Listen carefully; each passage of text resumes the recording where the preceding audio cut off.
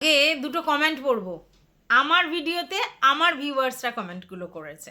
সব তো সবার সবসময় মনে থাকে না, তাই কমেন্ট দেখলে অনেক কিছু মনে পড়ে, তার জন্য সেটা আগে বলবো। পম্পা করেছে, কিছুদিন আগেই তোমাকে বলেছিল তোমার মুখে ও হিসি করে দেবে, মেরে মুখ ভেঙে দেবে, এতটাই দম্ভ। কিন্তু আজ আবার সুর পাল্টে ফেলেছে। আর এটাও ঠিক, আবার কিছুদিন পরে আবারও ওই জঘন্য ভাষাগুলো বলবে, এটাই দেখে আসছি। এটা পম্পা লিখেছে। এই এই কথাটা আমার মনে ছিল না, এরকম ধরনের যে কথা বলেছিল এটা মনে ছিল না, পম্পা আমাকে মনে করিয়ে দিয়েছে, থ্যাংক ইউ। আচ্ছা, এবার মধু করেছে, মধুমিতা। সে লিখেছে কিছুদিন আগে এক ক্রিয়েটার আর্জেন্ট ভিডিও টাইটেল দিয়ে একটা ভিডিও বানিয়ে তার সাপোর্টারদের বলে আজকের ডেট আর টাইমটা লিখে রাখো, আজ থেকে আমি জাস্ট ছাড়া আর কারোর ভিডিও দেখব না, তাদের নামও মুখে আর আনবো না বলে হাসির ইমোজি। সাপোর্টাররা কি যথারীতি বলে এটাই তুমি, এর জন্য তোমার আমরা এত ভালোবাসি, তুমি নিজের মতো চলো, সবাই তোমায় হিংসে করে, তুমি এদের একদম পাত্তা দিও না। সেই ডেট সেই টাইম কেউ কি মনে রেখেছে? কি পাজি! আমার ভিউয়ার্সগুলো না আমারই মতো অসভ্য, একেবারে পাজি, দুষ্টু, বজ্জাত। মানে রাইট টাইমে রাইট সিচুয়েশানে কি কমেন্ট করতে হয় এরা খুব ভালো জানে, আমারও তো সব কিছু মনে থাকে না। তো এই দুটো কমেন্ট পড়লাম পম্পার মধুর, কারণ এই কথাগুলো কখনো না কখনো সু বলেছিল, যেইগুলো এরাও মনে রেখেছে, আমি ভুলে গেছি। এবার কথাটা হচ্ছে যে এইরকম যে বলে রেখেছে অতীতে, সে যদি তার কথাটা না রেখে আমাদের মতো চুনোপুটি চারানাদের নিয়ে ভিডিও করে, তখন সেই ব্যাপারটা ভীষণ হাস্যকর হয় যে ভাই তুই তোর কথার দাম রাখতে পারিস না। প্রয়োজনে মানুষকে অনেক কিছু করতে হয়, তাই এই ধরনের কথা, এই দাম্ভিক ব্যাপারগুলো দেখানোর দরকার নেই যে ভাই একে নিয়ে করি না। যাই হোক, তুই কেন বলিস এই কথাটা নিয়ে, মানে তুই কেন আমি বলেছি এটা নিয়ে বললে, আর আমার থেকে তুই অনেকটা জুনিয়র, তার জন্য তুই আমাকে তুই বলবি না। আমি টিনুকে, খোকাকে, তোকে, ইভেন ম্যান্ডিকে, মারুকে, সবাইকেই তুই বলি, কারণ তারা আমার থেকে সত্যিই অনেক ছোট। এবার যদি তোর আপত্তি থাকে তাহলে তোকে আপনি বলে রাখবো, অসুবিধে কিচ্ছু নেই। এখানে কোনো জায়গা থেকে কাউকে নোংরা ভাষায় আক্রমণ করব বলে তুই বলি না, এটা অনেক ছোট, তার জন্য মুখ থেকে বেরিয়ে যায়। যদি মানে কি বলবো, as a blogger, as a controversy creator, হ্যাঁ, এই ব্যাপারগুলো হয়, তো সেই জায়গা থেকে আমার বলার দরকার যে তুমি করে বা আপনি করে। কিন্তু আমার ঠিক ওই আপনিটা তো আমি খুব একটা বলতেই পারি না, তুমিটা আসে, কিন্তু ওই কিছুদিন তাকে নিয়ে কন্টেন্ট করতে করতে ব্যাপারটা তুই হয়ে যায়। তো এইটাই যদি অবজেকশন থাকে পরের ভিডিওতে জানিয়ে দিস, আপনি করে বলবো, অসুবিধে নেই। আচ্ছা, গেল এটা। হ্যাঁ, কোনো কাউকে ব্যাড ইন্টেনশনে আমি তুইটা বলি না। সেকেন্ড ব্যাপারটা হচ্ছে আজকের এতদিন পর কিন্তু একটা জিনিস বোঝা গেল, সেটা হচ্ছে এই যে আমি তোর মিট আপে গিয়েছিলাম না, এটা তুই তোর ভিউয়ার্সদের চাপে পড়ে আমাকে নিমন্ত্রণটা করেছিলিস, কিন্তু স্পেশালি তখন থেকেই তুই আমাকে পছন্দ করতিস না, তাই জন্য যাকে দেখতে না পারি তার উঠান কি চলন ব্যাকা বলে না, তো আমার ওই যে এন্ট্রি নাচতে নাচতে এটাও তুই অ্যাকসেপ্ট করতে পারিসনি, কারণ তুই আমাকে প্রেফারই করছিলিস না ওখানে। তার পিছনে একটা বড় রিজন আছে, সেটা কি জানিস তো? তুই আমার সাথে কথা বলে, দু একদিন কথা বলে বা যাই হোক, মানে যেটুকুনি আলোচনা করেছি, কারণ ফোন তুই করতিস, আমি তোকে ফোন করতাম না, খুব রেয়ার কিছু জানানোর হলে তোকে আমি ফোন করেছি, নাহলে তুই আমাকে ফোন করেছিস। এবার তুই ফোন করে ঘন্টা ঘন্টা কথা বলে তুই এটা ফিল করতে পেরেছিস যে ভাই আর যাই হোক আমাকে দিয়ে দালালি করানো যাবে না, এটা গেল এক নম্বর। দু নম্বর হচ্ছে ওই কান ধরে ওঠানো বসানোর ব্যাপারে আমি নেই, মানে তুই যেটা বলবি হ্যাঁ, তুই যেটা বলবি না, এই যে ফটাং ফটাং করে চেঞ্জ, এটা রুনা চক্রবর্তী হবে না, এটা তুই বুঝে গেছিলিস। আর তখন ম্যান্ডির কন্টেন্ট অলরেডি মার্কেটে চলে এসেছিলো, তো আমি তখন তোর এগেনস্টে দু তিনটে ভিডিও অলরেডি করে ফেলেছি এই ম্যান্ডির ব্যাপার নিয়ে। তুই ব্যাপারটাকে ঠিকমতো অ্যাকসেপ্ট করতে পারিসনি, ডাইলিউট হয়নি তোর। তোর একটা এরকম ব্যাপার ছিল যে আমাকে নিয়ে পজিটিভ ভিডিও করেছো, আমি তোমাদেরকে কমিউনিটি দিয়েছি, মানে পরিচিতি লাভ করিয়েছি তোমার চ্যানেলের, তাহলে সেই জায়গায় তোমাদের একটা কৃতজ্ঞতা থাকতে হবে, এরকম একটা ব্যাপার। কৃতজ্ঞতা থাকাটা একটা জিনিস, এখনও কৃতজ্ঞতা থাকাটা একটা জিনিস, আর লজিক্যালি ভিডিও করা একটা আলাদা জিনিস। আমি তুই আমাকে চিনিয়েছিস, জানিয়েছিস, এটা সত্যি, আর সেটা স্বীকার করতে আমার বিন্দুমাত্র প্রবলেম নেই। কিন্তু তার মানেই আমার তোকে নিয়ে শুধু পজিটিভ ভিডিও করতে হবে, আমি যেটা দেখতে পাচ্ছি আমি নিজেকে ডমিনেট করে তোর কথাতে উঠতে বসতে হবে না। তাহলে তুই ভুল রং লোক চয়েস করেছিলি সেই সময়, আমাকে তোর কমিউনিটি দেওয়াটা উচিত হয়নি। কারণ আমি কাউকে নিয়ে পজিটিভ ভিডিও করছি মানেই আমি সারা জীবন তার যা দেখবো সবেতেই চেটে যাব, ওই বান্ধা আমি নই। আমি অনেক আগেই বলেছি কথাটা, চাটা পাবলিক আমি হতে পারবো না, তুই সেটা অনেক আগে বুঝে গেছিলিস। তাই তোর পছন্দের তালিকায় আমি কোনো দিনই ছিলাম না। তোর পছন্দের তালিকায় তারাই ছিল যারা তোকে ভালোবাসে। আমি তো তোকে ভালোবাসতাম না, নো ডাউট। আমি এখানে ভালোবাসতে আসিনি, তোকে ভালোবাসা তো প্রশ্নই নেই, ভালোবাসার কোনো ব্যাপার নেই। হ্যাঁ, তোর একটা জায়গায় উইকনেস ছিল, সফট কর্নার, সেটা নিয়ে যদি কেউ আঘাত করতো খারাপ লাগতো, তার মানে এই নয় তোকে আমি ভালোবাসতাম। কোনোদিন তোকে ভালোবাসিনি, এটা ট্রু ফ্যাক্ট। আমি কন্টেন্ট হিসাবে দেখেছি, অনেকেই বলেছে তোকে ভালোবেসে তোর পাশে এসে দাঁড়িয়েছে, বাট আমি জীবনে বলিনি যে ভালোবেসে তোর পাশে এসে দাঁড়িয়েছি। আমি কন্টেন্ট পেয়েছি, আমার মনে হয়েছে আমি কথা বলতে পারি, আমি কথা বলেছি। এই যে প্র্যাকটিক্যাল কথাগুলো তুই কোনোদিন নিতে পারিসনি, তার জন্য তোর আমাকে কোনোদিনই ওই একটা সময় পর আর পছন্দ হয়নি। কিন্তু হয় না, অনেক সময় কি হয়, অনেক ভিউয়ার্সদের তো আমরা বলে বোঝাতে পারি না অনেক জিনিস। আমি ঠিক যেই কারণে ওই তোর মিট আপে গেছিলাম, তুই ঠিক সেই কারণেই তোর মিট আপে আমাকে অ্যাকসেপ্ট করেছিলিস, মানে শুধুমাত্র ভিউয়ার্সদের জন্য। আমার তোর মিট আপে যাওয়ার ইন্টেনশানটাই শুধুমাত্র ভিউয়ার্সরাই ছিল। তোর সঙ্গে আমার সেই মুহূর্তে যেই ইকুয়েশন ছিল, তাতে তোর মিট আপে আমার যাওয়ার কথা নয়। কারণ আমি বুঝতে পারছি তুই আমাকে প্রেফার করিস না, পছন্দ করিস না, তুই আমার উপস্থিতি তোর কাছে কাঙ্ক্ষিত নয়, তাহলে আমি সেখানে যাব কেন? কিন্তু আমি গেছিলাম ভিউয়ার্সদের জন্য, এবং ওই যে বললাম আমাকে যাতে কেউ ভীতু না ভাবে, বুঝতে পেরেছিস? আর তুইও চাসনি যে আমি যাই, কিন্তু হয় না ভিউয়ার্সদের কথাতে হ্যাঁ তুমি এসো, তার জন্য বাধ্য হয়ে হয়তো বলেছিলিস, যেহেতু সেই মুহূর্তে তাদের মনে হয়েছে যে আমি একটা, যেহেতু তোর থেকে একটু এজড বেশি, ভারিক্কি টাইপের, আর সবে সবে তোকে নিয়ে ভিডিও করছি, তাহলে তোর পাশে স্ট্রং সাপোর্টার, তোকে হয়তো ভেবেছে যে তুই হয়তো হাট কি না কি করবে, তোর কিছু হবে, এটা ভিউয়ার্সরা ভয় পেয়েছিল, ওরা ইমোশনাল দিয়ে দেখে তো। যদি তুই বলেছিলিস যে না আমার কোনো ভয় নেই, কিচ্ছু হবে না, মন্দির প্রাঙ্গণে কি হবে, ঠিক আছে, তুই এটা বলেছিলিস। তো যাই হোক, তো আজকের ডেটে কিন্তু তোর ওই জায়গাটা বোঝা গেল যে অ্যাকচুয়ালি তুই আমাকে প্রথম থেকে ওই সময় থেকে ডিসলাইক করিস। আর ডিসলাইক করার কারণটাই এটা, আমার এই মিষ্টি হাসিটাও তোর মনে হয় যে তির্যক হাসি। আমার হাসিটাকে নিয়েও তো সমস্যা, কিন্তু এটা তো আমার স্বভাব, ঠিক আছে। তো যাই হোক, এইবার তোর বক্তব্য যে কে রকমভাবে নাচতে নাচতে আসে, কিসের জন্য আসে মন্দির প্রাঙ্গণে। আচ্ছা, মিট আপ মানে কি? মিট আপ মানে তো একটা মজার জায়গা নাকি? আনন্দ তো, মানে সবাই মিলে আনন্দ, তুই দেখেছিস সবাই মিলে আনন্দ করা, এটাই তো মনে হয়। এবার তুই কেন মন্দির প্রাঙ্গণে রেখেছিস? কারণ মন্দির প্রাঙ্গণে কিছু হোক না হোক কোনো রকম ঝামেলা অশান্তি হওয়ার চান্সেস কম থাকে নর্মাল জায়গার থেকে, তাই তুই মন্দির প্রাঙ্গণে রেখেছিস। তো আমি তো জানি না যে তোর মন্দির প্রাঙ্গণে এরকম নাচা যায় না, আনন্দ করা যায় না, হই হই করা যায় না, উন্মাদনা দেখানো যায় না, সত্যি আমি জানি না। মানে ওই ওই দক্ষিণেশ্বরের মন্দিরে আমি কোনোদিন যাইনি, কোনোদিন যাইনি।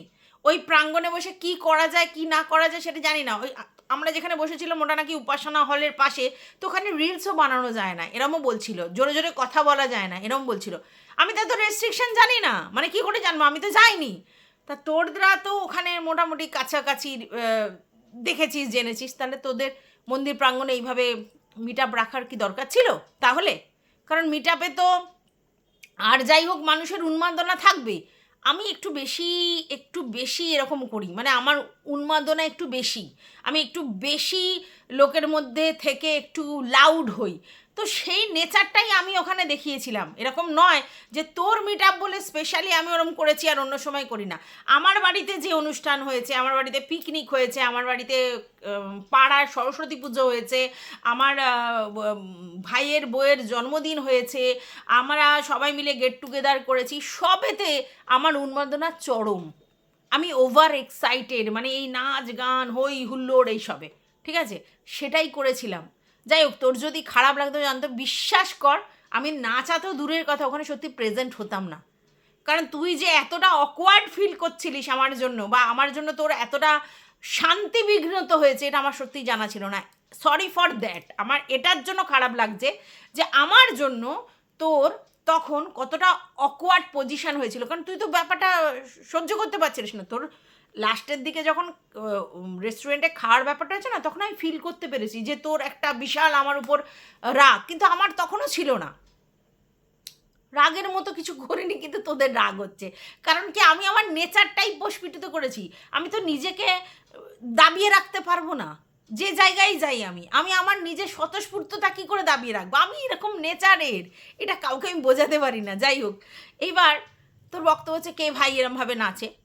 হ্যাঁ, তোরা তো ওরকম ধরনের মানসিকতা পজেস করিস না, তোদের কাছে হয়তো ওই জিনিসটা মনে হয়। এইবার তুই বলছিস যে ঠাকুরের স্থানে বলে, ওটা ঠাকুর স্থানের থেকেও আমার কাছে প্রায়োরিটি ছিল মিট আপটা, যেখানে অনেক বন্ধুরা আসবে, যেখানে অনেক ভিউয়ার্সরা আসবে, সেটা আমার কাছে প্রায়োরিটি ছিল।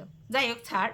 তারপরে তুই আমাকে বলছিস মন্দির প্রাঙ্গণে এটা। আচ্ছা, মন্দির প্রাঙ্গণে কে ভাই আমিষ কেক কাটে?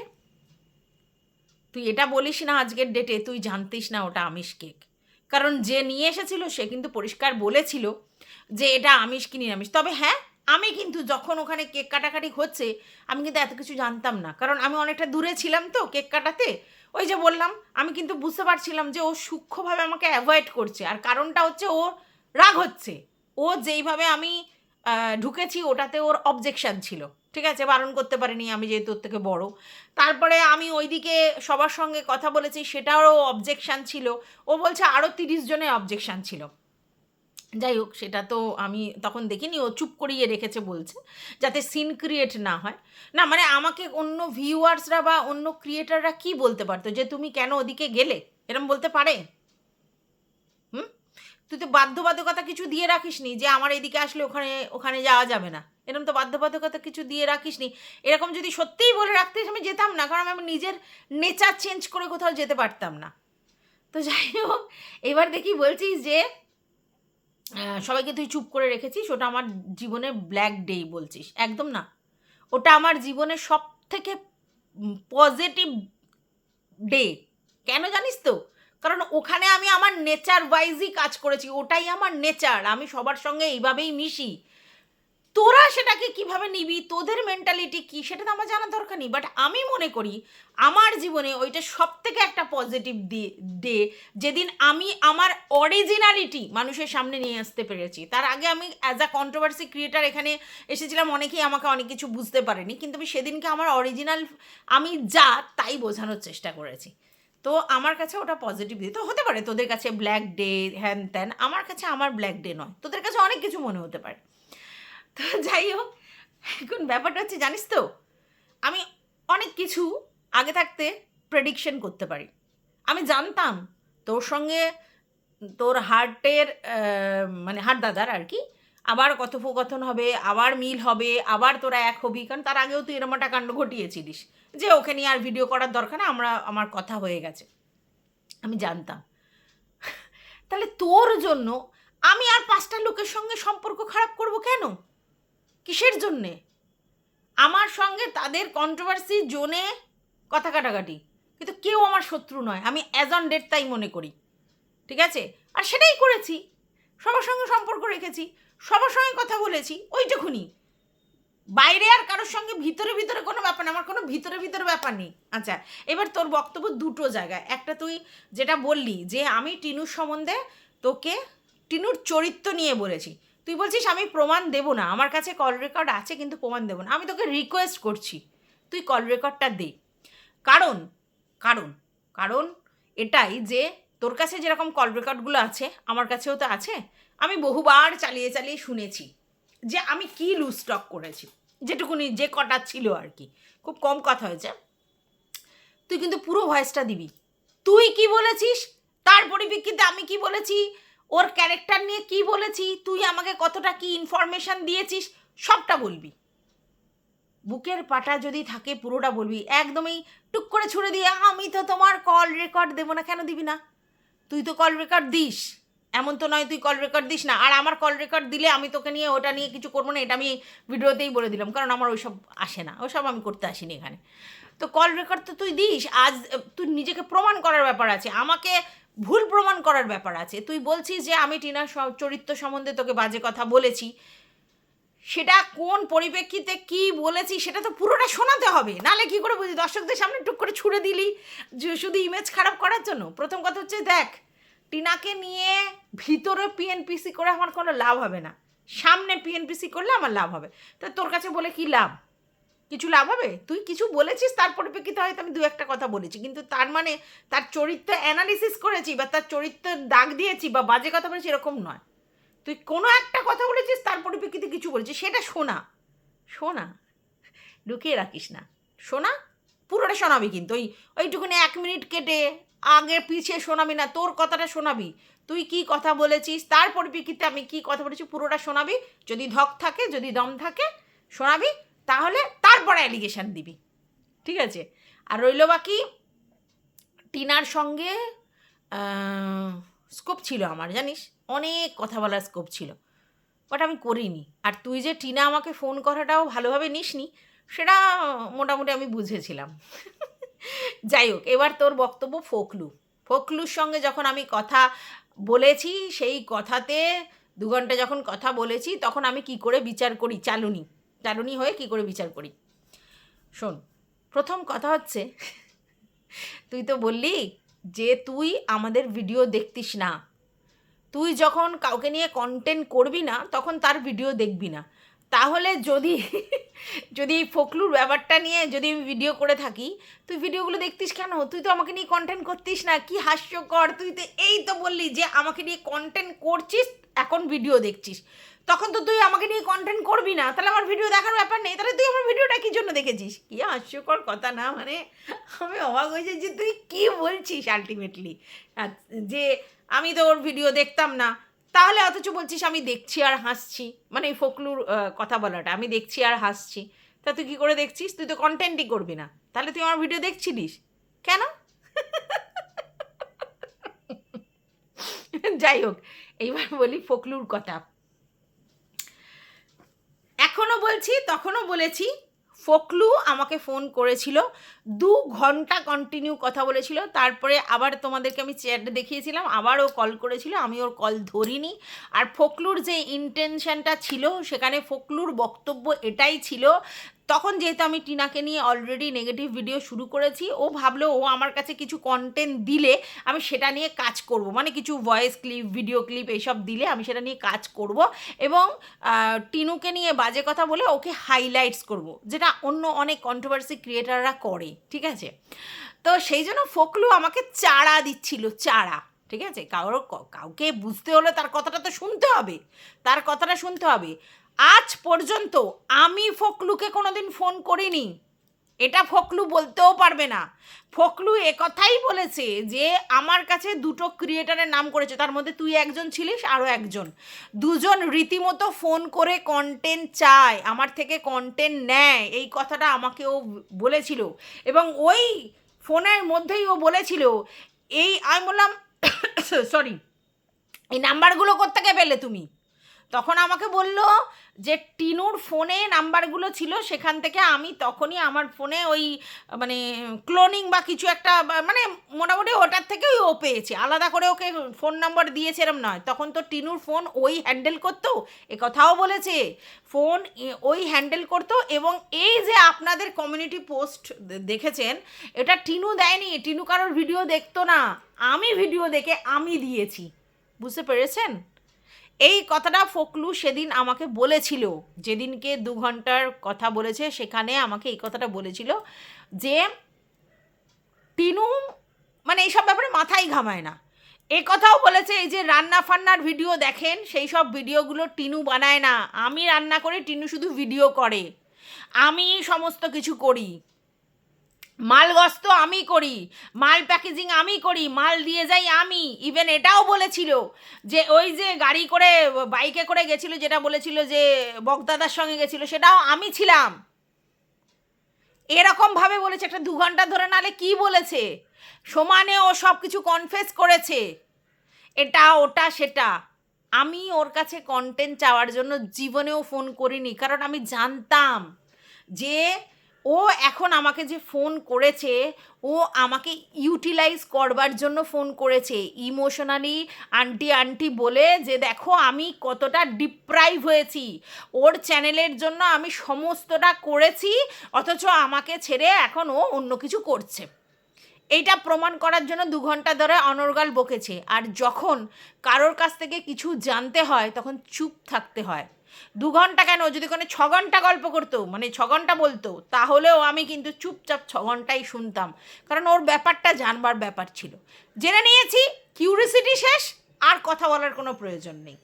ওর থেকে কন্টেন্ট নেওয়ার এতটা আকাল আমার সত্যিই পড়েনি, এতটা আকাল। যারা ভাবছে ওকে কন্টেন্টের জন্য কোনো প্রয়োজন নেই, তাহলে ফোকলু আবার এসে অনেক কথা বলতো। যাই হোক, আমি ফোকলুকে বলেছিলাম যে কি কথা হয়েছে, কতটা হয়েছে, তুই কল রেকর্ডিং দিয়ে পুরোটা বল। যদিও ফোকলু সেটা দিতে ইন্টারেস্টেড হবে না, কারণ ওইখানে যদি ওই 2 ঘন্টার কথা হয়, 2 ঘন্টার মধ্যে যদি ধরো 1.5 ঘন্টার উপরে, 1 ঘন্টা 40-45 মিনিট ওর কথা, 15 মিনিট আমি হয়তো কিছু বলেছি, ঠিক আছে, ও কী দেবে কল রেকর্ড? কল রেকর্ড দিতে পারবে না। যাই হোক, এই ফোকলুর কথাটা নিয়ে বলছে। যাই হোক, আমি একটা জিনিসই মনে করি, যা হয়েছে ভালোর জন্য হয়েছে, যা হবে ভালোর জন্যই হবে। এই যে ফোকলুর ব্যাপারটা, যে ফোকলু আমার সঙ্গে কথা বলেছিল, হ্যাঁ, এই যে ব্যাপারটা, এটা লোকে হাইলাইট করে প্রচুর ভিডিও করেছে, প্রচুর ভিডিও হয়েছে তো এটা নিয়ে।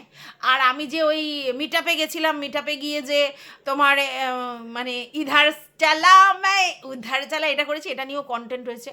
আর এটা হচ্ছে আমার জন্য ভালো, গুড গুড। যদি বলো কেন, আরে negative positive doesn't matter, content হচ্ছে, রুনাদি করে 2-4টে কন্টেন্ট হচ্ছে। এবং আজকেরও শু আমার জন্য ভালো কাজই করেছে, খারাপ কাজ করেনি। তোমাদের মনে হচ্ছে হয়তো যে ও আমাকে কন্টেন্ট করেছে বা কিছু, বা এরম বলেছে কেন করছে, কিন্তু শু আমার জন্য পজিটিভ কিছু করেছে। সেটা কি বলো তো? শু এই যে আমাকে নিয়ে কন্টেন্ট করেছে, আজকের কিন্তু আমি অনেকের কন্টেন্ট হয়েছি। তো এটা প্রয়োজন, যে কোনো মানুষকে কন্টেন্ট হতে হবে, কন্টেন্ট হলে তবে মানুষের কাছে পৌঁছবে, সে নেগেটিভ পজিটিভ সেটা। দেখো, ভিউয়ার্সদের না যথেষ্ট বিচার বুদ্ধি আছে, তারা যথেষ্ট বিচার বুদ্ধি দিয়েই সবটা দেখবে, সবটা বুঝবে, কে কি বলতে চাইছে, কে আক্রোশ মেটাতে চাইছে, কে সত্যিই ঠিকঠাক বলতে চাইছে, কে নর্মাল বলতে চাইছে, কে শুধুমাত্র আমার সঙ্গে শত্রুতা বজায় রাখার চেষ্টা করছে, যে করেই হোক আমাকে ডিফেম করবার চেষ্টা করছে, বা কে সত্যি মানে আমাকে নেগেটিভ ওয়েতে বলছে কিন্তু তার মধ্যে যুক্তিযুক্ত আছে। এই ব্যাপারগুলো সবাই বোঝে, ভিউয়ার্সরা এত বোকা নয়। তো তাদেরকে নিয়ে আমার টেনশানের কিছু নেই যে ওরা ভুল বুঝবে। আমি খুব খুশি যে আজকে সবাই আমাকে নিয়ে কন্টেন্ট করেছে। এই নিয়ে 3 বার হলো, যখন ফোকলাকাণ্ড হয়েছে, যখন মিট আপ কাণ্ড হয়েছে, আর আজকের হয়েছে, ঠিক আছে। এই আজকে যেটা হয়েছে সেটাতে কিন্তু ওই ফোকলাকাণ্ড আর মিট আপ কাণ্ডটাকেই আবার হাইলাইট করেছে শু, তার জন্যই লোকে এটা নিয়ে কথা বলছে, নাহলে বলতো না। আমি তোমাদেরকে বলি না, অতীত কখনো মোছা যায় না, অতীত চেপে থাকে। যখন আবার কিছু একটা হয় তখন আবার সেগুলো বেরিয়ে আসে। তো দেখো 2 বছর পর 2 বছরের পুরনো জিনিসগুলোকে টেনে টেনে ও, আর সেই ফোকলুর ব্যাপারটা টেনে টেনে ও একটা কন্টেন্ট বানিয়ে দিয়েছে। দিতে কি হয়েছে, রুনা চক্রবর্তীকে নিয়ে সবাই কন্টেন্ট করেছে। আর এটা আমার জন্য পজিটিভ। সবসময় না চিন্তা করতে হয় যে এটা যে জিনিসটা হলো সেটা কি আমার জন্য খারাপ হলো না ভালো হলো। তা আমি আমার দিক থেকে ভাই পজিটিভ হয়েছে। ও আমাকে কি বলছে, ও আমাকে কি ভাবছে, দুটো ভিউয়ার্স আমাকে কি বাজে কথা বলছে, সেটা এখানে ম্যাটার না। ম্যাটারটা হচ্ছে একটা, তুমি কন্টেন্ট হলে। হ্যাঁ, অনেকে বলছে যে আমি ভাবছি যে আমি শুয়ের কন্টেন্ট হওয়ার যোগ্য হয়ে গেলাম, তারপরে বিশাল কিছু করে ফেললাম। মানে আমি শুধু ভাবি যে এই যে তোমরা বেলুনের মতো এত ফোলাও কেন? এটাতে তো ও ফোলে, হ্যাঁ, এটাতে ও ফোলে। এই কন্ট্রোভার্সি জোনটা এমন না, এখানে না কন্ট্রোভার্সি উৎপন্ন হওয়াটা বড় কথা, যোগ্যতাটা বড় কথা নয়। যোগ্যতা তো ভিডিও সেই ভিডিওর কোয়ালিটি। সেখানে একে করলে যেন যোগ্যতা, মানে ও নিজের কথা কমিট করে সেই কথাগুলো রাখতে পারে না, তাহলে এবার যোগ্যতার কী আছে? ওর প্রয়োজন পড়েছে, ও করেছে, তাতে গিয়ে আমি ফুলে ভেবে উঠবো যে ভাই আমাকে নিয়ে কন্টেন্ট করেছে বিশাল কিছু, আমি ধরো না। ও কন্টেন্ট করেছে বলে সবাই আমাকে নিয়ে আলোচনা করছে, এটা আমার জন্য পজিটিভ সাইন, এটা বলেছি। কিন্তু দরের আমি কিছু হয়ে গেলাম না। আমার দর আমার বক্তব্যে, আমার কথা যদি ঠিকঠাক থাকে তাহলে সেটা আমার দর। আমার কাছে এটা ভীষণ আমার অহংকারের জায়গা যে আমাকে কোনো কিছু পাল্টাতে হয়নি, একদমই না। আমি যেমনভাবে এসেছিলাম তেমনভাবেই আছি, মানে যেভাবে কন্টেন্ট করতাম আজও সেইভাবেই কন্টেন্ট করছি। আমাকে চলো পাল্টাই বলে পাল্টাতে হয়নি। তার মানে আমি পরিবর্তন নিয়েই ইউটিউবে এসেছি কন্ট্রোভার্সি জোনে। আমি পরিবর্তনটা প্রথমে ফ্লো করে নিয়ে এসেছি। আজ মানুষ দেখছে যে না, এভাবেও কন্ট্রোভার্সি করা যায়। তাহলে আমি তো সেই জিনিসটাই মার্কেটে এনেছি যে কন্ট্রোভার্সি মানেই গালাগালি নয়, কন্ট্রোভার্সি মানেই বাজে কথা নয়, কন্ট্রোভার্সি মানেই পার্সোনাল অ্যাটাক নয়, কন্ট্রোভার্সি মানেই চিৎকার খুব বাজেভাবে কাউকে আক্রমণ করা নয়। কন্ট্রোভার্সি হেলদি, হেসে আরাম করে আই সুদিং করে মুখের এমন কথা বলবে যাতে সবাই সবার মধ্যখান দিয়ে দেখতে পায়। আমাকে বারবার বলতে হয় না আগে আমি ভুল ছিলাম এখন ঠিক আছি, আমি নিজেকে পরিবর্তন করেছি, নিজেকে পরিবর্তন আর আমি ভুল জায়গায় যেতে চাই না। বহু বাজে কথা আমাকে নিয়ে বহু লোক বলেছে, তা আমি তাদের সঙ্গে কি বিহেভ করেছি? কারণ তোমার ব্যবহারই তোমার পরিচয়। যে যাই বলুক, তা আমার ব্যবহার এরকম, আমি এরকমই থাকবো চিরকাল। হ্যাঁ, আমি রিম্পার একটা ভিডিও দেখছিলাম যেখানে রিম্পা বলছে যে এর আগে কোনো দিন মিট আপে যায় না। হ্যাঁ না, আমি যাইনি কোনো দিন মিট আপে। মিট আপ কী জিনিস ব্যাপারটাই বুঝিনি। আমি ভেবেছিলাম মিট আপ মানেই মজা, হাসি, হই হুল্লোড়। ইন্টেনশন রং নিয়ে আমি মিট আপে যাইনি, বুঝলে। ও আর বাই দা ওয়ে, যে ওই গিফটের কথা বারবার বলিস, যে আমি একটা গিফট নিয়ে গিয়েছিলাম আর সেটা পরবর্তীকালে তোকে ডিনার সেট দিয়েছি। হ্যাঁ, আর এই কথাটা তো আগেও হয়েছে, মানে আমি অনেকবার বলেছি কথাটা। তুই যখন ডিনার সেটের কথা তুলেছিস তখনই বলেছি, আবার বলছি কথাটা। দেখ, আমার ছেলেকে নিয়ে যাওয়ার প্রশ্ন ছিল না, আমাকেই মিট আপে যাওয়ার নিমন্ত্রণ তুই করেছিস, ঠিক আছে। এবার আমার ছেলে কিন্তু বাচ্চা ছেলে নয় যে ল্যাংবোট করে তাকে নিয়ে যাব, তা তো নয়। এবার এতটা দূর আমার হাজব্যান্ড আমাকে একা ওরমভাবে বাসে ট্রামে যেতে দিতে চাইছিল না, যে তুমি চেনো না জানো না এইরকম ব্যাপার। আর সানডে একটা ব্যাপার, আমার ছেলেরও আমার থেকে এক্সপেকটেশন ছিল যে আমিও একটু তাহলে ঘুরতে বেড়াতে যাব। এবার সত্যি আমাদের মনের মধ্যে এটা ছিল যে তোর ওখানে মিট আপ অ্যাটেন্ড করবো, মিট আপ অ্যাটেন্ড করে তোকে ওই গিফটটা দেবো, হাই হ্যালো করবো, এইটুকুনি সবার সঙ্গে দেখা সাক্ষাৎ করব, করে বেরিয়ে এসে মন্দির প্রাঙ্গণে একটু ঘুরে তারপরে আমরা ওই আশেপাশে লাঞ্চ ফাঞ্চ করব, আবার এদিক বেলুড় মেলুড় যাবো। আমরা অনেকটা ভেবেছিলাম আর কি, বেলুড় মেলুড় গিয়ে তারপরে ঘুরে ঘাড়ে সন্ধেবেলা আবার ডিনার করে চলে আসবো, এই ছিল আমাদের প্রোগ্রাম।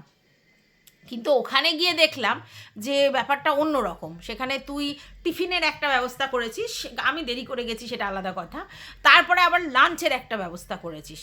তো এটা তো আমার একদমই আইডিয়ার বাইরে ছিল, ঠিক আছে। এবারে আমার ছেলে কিন্তু অকওয়ার্ড পজিশনে পড়েছিল, মানে ও খেতে চাইছিল না।